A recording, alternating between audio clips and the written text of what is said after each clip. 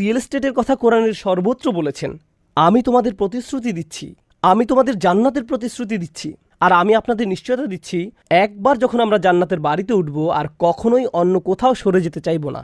এই আয়াত থেকে যে ধারণাটি আমি আপনাদের সবাইকে দিতে চাই, এমনকি আমার নিজের জন্য যে ফেরেশতারা এসে বলবেন তোমাকে অনবরত জান্নাতের প্রতিশ্রুতি দেওয়া হতো, এখন আপনি যদি নিয়মিত কোরআন অধ্যয়ন না করেন তাহলে আপনি তো অনবরত জান্নাতের প্রতিশ্রুতি পাচ্ছেন না। আপনি যদি নিয়মিত আল্লাহর কালাম না শুনেন তাহলে তো আপনি তাদের অন্তর্ভুক্ত নন যাদেরকে নিয়মিত জান্নাতের প্রতিশ্রুতি দেওয়া হয়েছিল।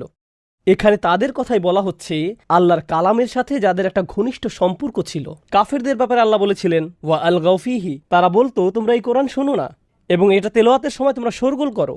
আপনি তো আর সেই কাফেরদের মতো একজন নন। কিন্তু যখন আপনার মাথায় কয়েকটি অপশন থাকে পছন্দ করার, আপনার মোবাইলে সম্পূর্ণ কোরআনের MP3 আছে, আবার অন্য ধরনের অ্যালবামও আছে, তখন ভাবেন কি শুনবো এখন, গাড়িতে এখন আমার কি শোনা উচিত? এরকম পছন্দ করার সময় কোনটা পছন্দ করছেন?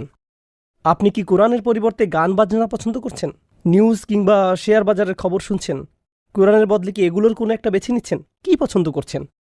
আমাদের প্রত্যেকের জন্য এটা একটা ব্যক্তিগত প্রশ্ন। আমি নিজেও এর বাহিরে নই। বাসায় হয়তো কিছু সময়ের জন্য অবসর পেয়েছেন, চলো ইউটিউবে একটা ফানি ভিডিও দেখি, নতুন কি যেন একটা ভিডিও এসেছে দেখি, নাকি কোরআন তুলে নিচ্ছেন।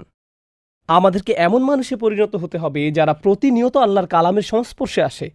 অন্য যে কোনো কিছুর চেয়ে আমাদেরকে কোরআনের মানুষে পরিণত হতে হবে। কেবল তখনই আমরা আল্লাহর ওই সমস্ত প্রতিশ্রুতিগুলোর ব্যাপারে আনন্দ খুঁজে পাবো। আল্লাহি, যখন আপনি আল্লাহর প্রতিশ্রুতিগুলোর কথা শুনবেন, আল্লাহর প্রতিশ্রুতিগুলোর অন্যতম একটি সৌন্দর্যমণ্ডিত ব্যাপার হলো, একজন বিশ্বাসী হিসেবে আমার আর আপনার তর সয় না আল্লাহ যখন জান্নাতের গাছগাছালির বর্ণনা প্রদান করেন।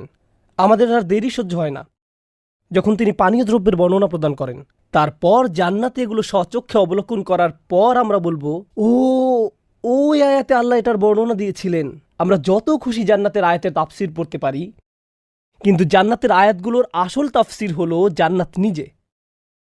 তখন আমরা আল্লাহর কথা এবং বাস্তব জিনিসের মাঝে তুলনা করার আনন্দ খুঁজে পাব, যে এগুলোর কথাই তো সবসময় শুনে এসেছি এবং এই জিনিসগুলোর অভিজ্ঞতা লাভ করছিল সব সময়। যে লোক এই আয়াতের আসল অর্থ কি তা দেখার জন্য আর দেরি সহ্য করতে পারেনি।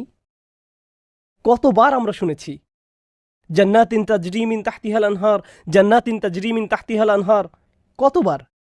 যখন জান্নাতে দাঁড়িয়ে এই তাজরি মিন তাহতিহাল আনহার নিজের চোখে দেখবেন এবং এই আয়াত তিলাওয়াত করবেন, তখন যে অবর্ণনীয় আনন্দ খুঁজে পাবেন তার কোনো তুলনা হয় না। তাতানাজ্জালু আলাইহিমুল মালাইকা আল্লা তাখাফু ওয়ালা তাহজানু ওয়া আবশিরু বিল জান্নাহ আল্লাতী কুনতুম তুআদুন। আল্লাহ আমাদেরকে তাদের অন্তর্ভুক্ত করুন।